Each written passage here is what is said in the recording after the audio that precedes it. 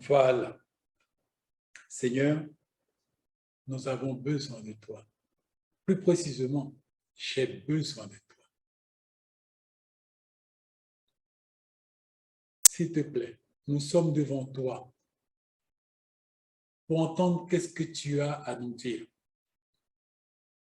Tu vois mon cœur, tu sais que je suis. Je te bénis parce que je réalise qui je suis. À toi, ça te donne l'opportunité de pouvoir nous parler et de bénir tes enfants que tu chéris comme la prunelle de tes yeux. Je te rends grâce pour cela, Père, au nom du Seigneur Jésus. Amen, amen et amen.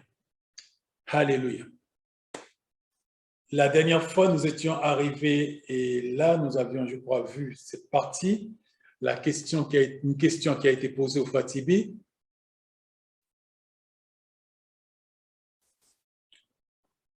Pourquoi la parole de Dieu n'a-t-elle d'impact que sur la vie de ceux qui la méditent? Pourquoi mettre autant l'accent sur la méditation? La réponse a été: méditer signifie se focaliser sur une seule et unique chose. La parole de Dieu, un seul chemin vers le ciel. La parole de Dieu ne peut faire partie intégrante de nous que par la méditation. La parole de Dieu ne peut faire partie intégrante de nous que par la méditation. Nous l'avons appris. Pour qu'un homme soit sauvé, il faut que la parole de Dieu fasse partie intégrante de cette personne, car c'est la parole en nous qui seule peut nous faire répondre à l'attente du cœur du Père. Car en l'homme, il n'y a rien de bon. Car en l'homme, il n'y a rien qui soit exploitable pour son éternité. Il n'y a que la parole en nous qui peut nous conduire à répondre à l'attente du cœur du Père. Pendant que nous la méditons, nous sommes seuls. Pendant que vous lisez, vous pouvez avoir de nombreuses choses qui se bousculent dans vos pensées. Vous pouvez voir pourquoi la méditation est un instrument. Pendant que vous lisez, vous pouvez avoir tellement de choses en tête, des pensées distrayantes. Voilà. Alors, nous passons maintenant, nous allons à une deuxième petite parenthèse. Nous avions la dernière fois ouvert une parenthèse, nous l'avons fermée et nous avons continué à voir le message sur la méditation de notre frère. Maintenant, nous ouvrons encore une autre petite parenthèse et après cela, nous allons la fermer et nous allons continuer. Alors, expliquer la méditation et sa pratique. Il est important que nous puissions avoir certains petits détails qui nous aident à comprendre le pourquoi de la méditation et l'importance de la méditation. Et de comprendre maintenant qu'est-ce qu'il y a à l'intérieur de ce mot méditation va nous aider à comprendre l'importance et l'utilité de cette méditation. Les synonymes et les mots qui nous permettent de comprendre et d'assimiler le mot méditation. Quand nous entendons méditation, premièrement, nous pouvons entendre par là penser profondément sur. J'entends pas sur la parole de Dieu. Penser profondément sur la parole. me mobiliser par mes pensées de manière profonde sur cette parole. La réflexion. Quand j'entends méditation, il y a dans méditation la réflexion. Je réfléchis sur cette parole. Je la tourne, je la retourne, je la tourne, je la retourne. Je réfléchis, je mets une profonde réflexion, car tout ce qui relève de méditation est toujours profond. Je mets une réflexion sur cette parole. On peut aussi trouver dans le mot méditation la dévotion. C'est toujours profond, la dévotion. Aussi, on trouve dans ce mot-là se concentrer sur, se concentrer sur. Heureux l'homme qui ne marche pas selon le conseil des méchants. Fameux verset dans le psaume 1er. Heureux l'homme qui ne marche pas selon le conseil des méchants. Si je commence à méditer sur heureux l'homme qui ne marche pas selon le conseil des méchants, je commence à mener une profonde réflexion sur ce que je viens de lire là. Je commence à penser profondément. Je commence à me concentrer sur. Et là, bien sûr, ce qui se passe quand je médite, je ne suis pas seul. Parce qu'une fois que je commence à penser profondément sur cette parole, à mener une réflexion et à avoir une attitude de dévotion, à me concentrer, l'Esprit Saint vient et est avec moi. Là, il y a trois. Moi, la parole et l'Esprit Saint. À ce moment-là, une fois que j'engage la méditation selon la parole de Dieu, selon Josué chapitre 1, verset 8, il y a trois qui sont engagés. Moi, la parole et le Saint-Esprit. Et c'est ça qui fait la méditation. Quand nous sommes la parole, l'Esprit Saint et moi, quand nous venons et nous sommes ensemble. Et plus que la méditation va répondre à l'exigence de la parole, c'est plus que je vais faire un avec la parole et l'esprit. Nous devons observer que Dieu ne fait rien sans sa parole et son esprit. Dieu a créé le monde par sa parole et son esprit. Et Dieu veut nous recréer par sa parole et son esprit. La méditation est la démarche pour pouvoir réunir les conditions requises pour ma recréation.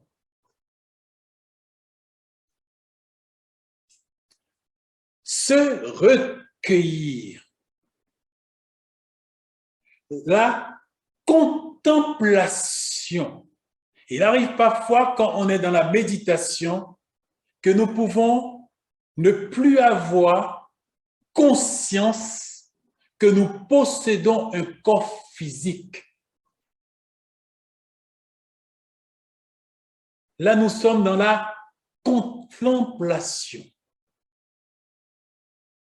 C'est comme si que notre corps physique que nous possédons, que nous sommes conscients de, disparaît. se retirer. Quand j'entends le mot méditer, je dois entendre aussi se retirer. Eux et moi. Eux et moi. C'est quoi eux? La parole, l'esprit et moi.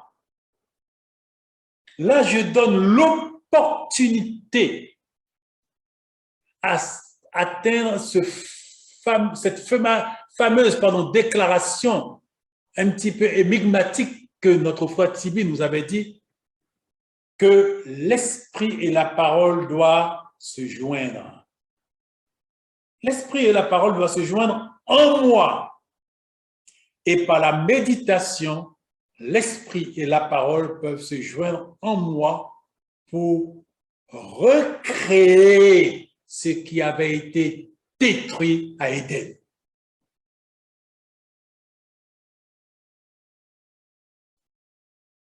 On entend la piété. Dans le mot méditation, on entend aussi la piété. On entend la ferveur. C'est avec ferveur que je médite. On entend le zèle. Je suis zélé pour méditer parce que je suis conscient que là, quelque chose de fondamental se joue pour moi. C'est là que je peux être recréé à l'image de celui que j'appelle mon sauveur. Et là où, effectivement, on va retrouver en moi le petit Christ que je dois être, car le mot chrétien veut dire petit Christ. L'adoration. L'adoration, on retrouve dans le mot méditer, on retrouve l'adoration. On retrouve aussi le mot des mots, l'amour. On retrouve l'amour.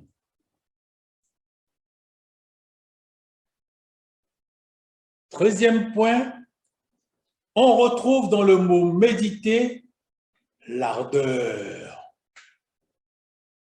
On a de l'ardeur.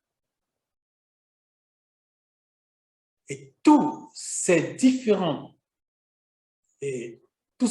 mots, on le retrouve à l'intérieur du mot méditer.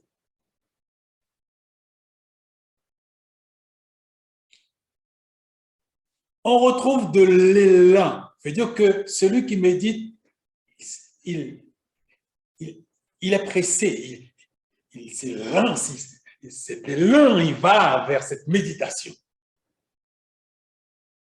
On retrouve aussi le mot s'appliquer. Dans la méditation, c'est un moment où nous nous appliquons parce que nous sommes dans un moment surnaturel, divin, parce que je rencontre deux personnalités majeures de l'existence. Je rencontre la parole et je rencontre l'esprit. Bien sûr, la parole que je rencontre, je vais me dire, c'est la parole écrite. Mais nous savons très bien que c'est le moment où la parole écrite va devenir l'esprit qui vivifie. Je veux dire que je donne l'opportunité à la parole qui est sur le livre de sortir du livre et de venir sur moi en tant qu'esprit vivifiant.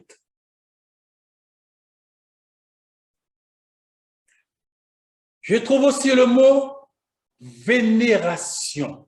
C'est un moment où je vénère mon maître, mon Seigneur, sa parole, son esprit. On trouve aussi le mot respect. J'ai un profond respect. Et dans méditation, je retrouve le mot respect. Et aussi, je trouve le mot considération. J'ai un grand respect, une grande considération dans la méditation parce que je suis conscient que je suis en face des deux acteurs majeurs de la création, de tout ce que je peux voir, ange, autorité, ciel, terre, la parole et l'esprit. Et enfin, on retrouve le mot égard. J'ai de l'égard. Quand je suis dans la méditation, tous ces différents mots sont réunis et condensés dans le mot méditation. Alors, quand je vois le mot méditation, tous ces différents mots que nous venons de voir doivent être évoqués en moi.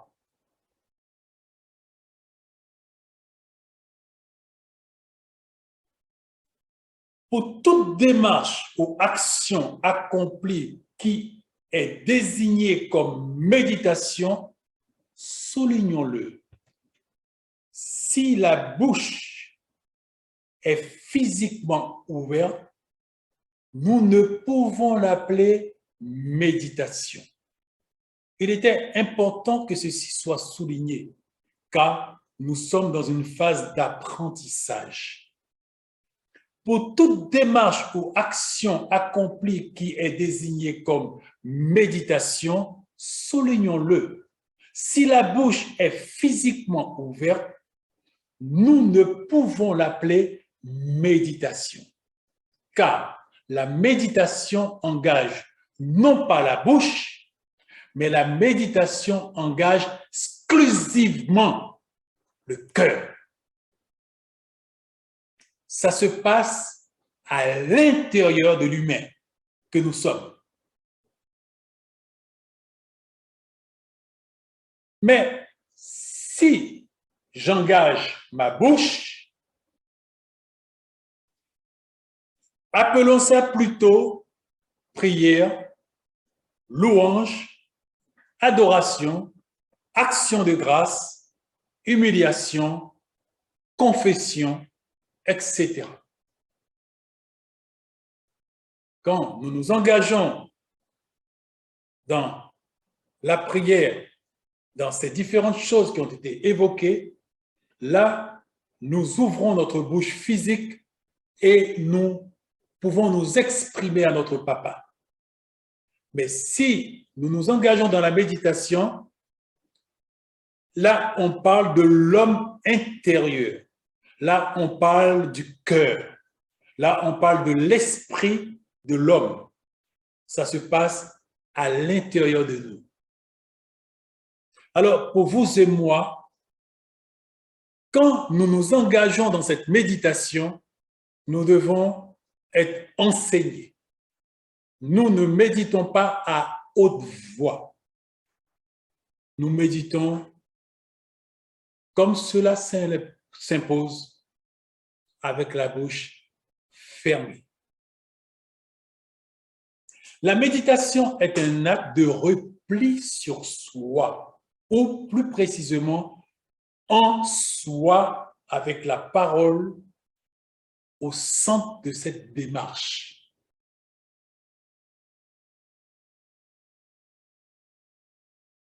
Alors, maintenant, nous allons toucher un domaine qui est important dans le sens que on s'aperçoit que la lumière vient de plus en plus pour nous aider à avancer dans la bonne direction.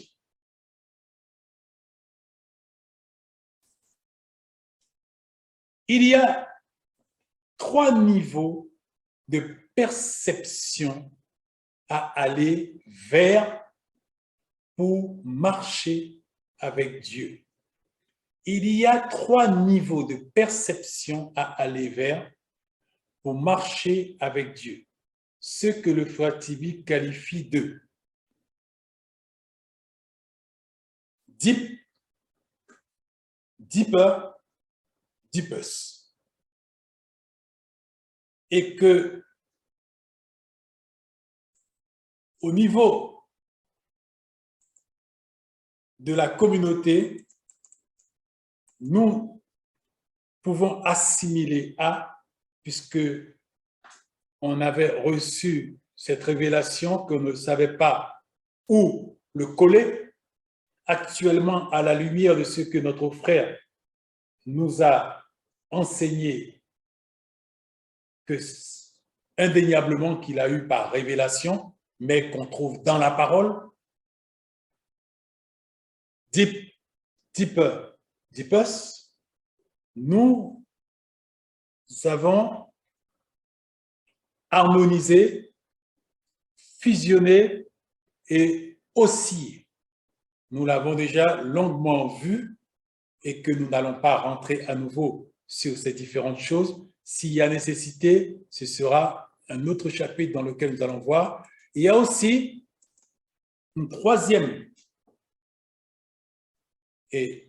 manière de l'aborder, mais ces 3 choses que nous voyons, c'est une même chose. La compréhension terrestre, la compréhension qui peut être assimilée au second ciel et la compréhension qui est du 3e ciel. D'où la méditation s'impose, car tous, quand nous venons à Dieu, le niveau de révélation que nous avons quand nous nous donnons à Dieu, c'est deep. Nous sommes dans nous harmoniser et nous sommes dans la compréhension terrestre des choses célestes.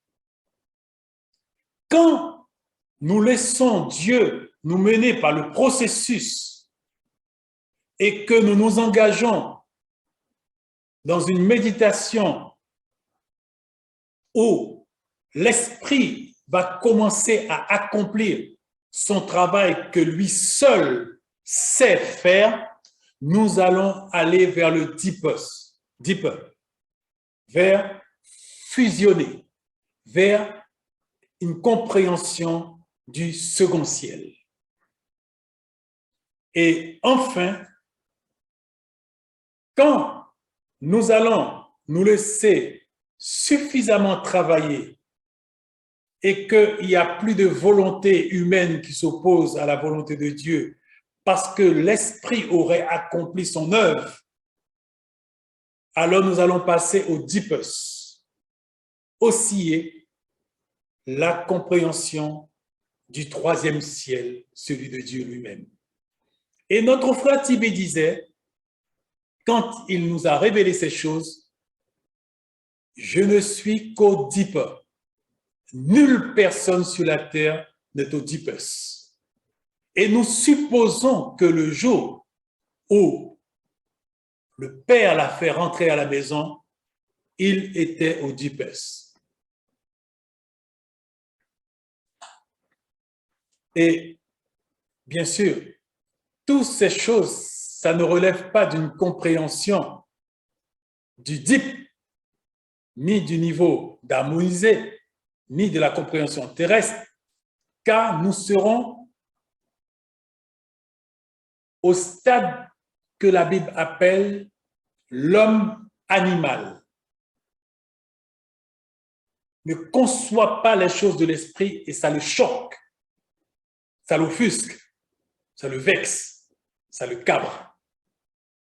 Voilà pourquoi vous et moi, nous devons laisser l'esprit faire son travail pour modifier notre contenu qui cause problème, qui vient d'aider, pour transformer notre caractère, notre manière de voir, notre perception, nos pensées, nos désirs, nos aspirations. Tout ceci doit passer à la moulinex.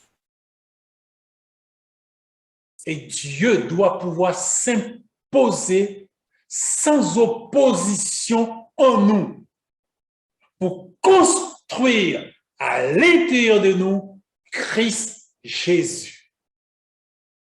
Pour qu'enfin vous et moi, nous devenions d'authentiques petits Christ chrétiens. Trop d'entre nous, nous nous considérons chrétiens, petits Christ. Et quand on regarde notre caractère, notre contenu, nos actions, nos réactions, on voit rien de chrétien. Et nous persistons à dire que nous sommes chrétiens. Les déclarations qu'on fait n'engagent que celui qui les déclare. C'est pour cela, mes bien-aimés, que Dieu nous donne sa grâce. Que Jésus a dit que plusieurs viendront dire, mais n'avons-nous pas fait des miracles? Mais n'avons-nous pas écouté l'évangile? Mais n'avons-nous pas lu la parole? Mais n'avons-nous pas ressuscité les morts? Jésus va dire, mais je ne vous connais pas. Qui êtes-vous? Serviteur d'iniquité. Tu as fait ce que tu veux, quand tu veux, comme tu veux, à la manière dont tu veux. Ta volonté s'imposait, tes désirs s'imposaient, tes aspirations s'imposaient. J'étais ton serviteur. Tu me disais, donne, donne, donne, donne. Si tu ne me donnes pas, je te quitte. Fais ma volonté, fais ma volonté, fais ma volonté. Si tu ne fais pas ma volonté, je te quitte. Alors que j'avais dit, quand vous priez, dites, Père, que ta volonté soit faite. Je n'ai jamais dit que ta volonté à toi, humain, soit faite.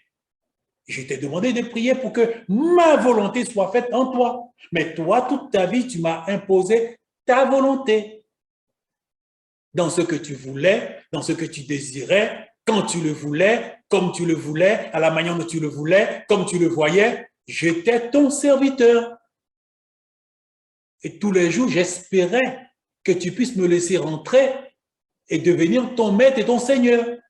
Mais c'était moi qui étais ton serviteur et tu étais mon maître et mon Seigneur. Tu le croyais. Mais aujourd'hui, voilà, tu as besoin de moi, mais sur la terre, tu ne m'as pas laissé accéder à toi. Maintenant, je ne peux rien faire pour toi. Mais j'ai fait des miracles. Ça ne change rien du tout. Ça ne change rien du tout. Les miracles que tu as fait, que tu dis que tu as fait là, tu ne les as pas fait. Mon esprit est passé par toi, a accompli le miracle. Les révélations que tu dis que tu as eues là, mon esprit est passé par toi, il a apporté quelques courriers. Voilà. Mais toi-même, toi, je ne te connais pas. Que Dieu nous donne sa grâce, mes bien-aimés. Que Dieu nous donne sa grâce. Seule, exclusivement, la méditation peut nous amener au deuxième et au troisième niveau.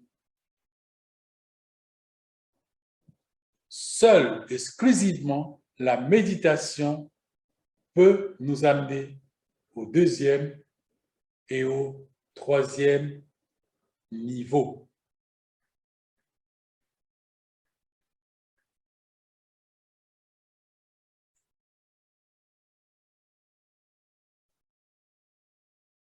Je crois que nous allons ou faire une pause ou nous arrêter là.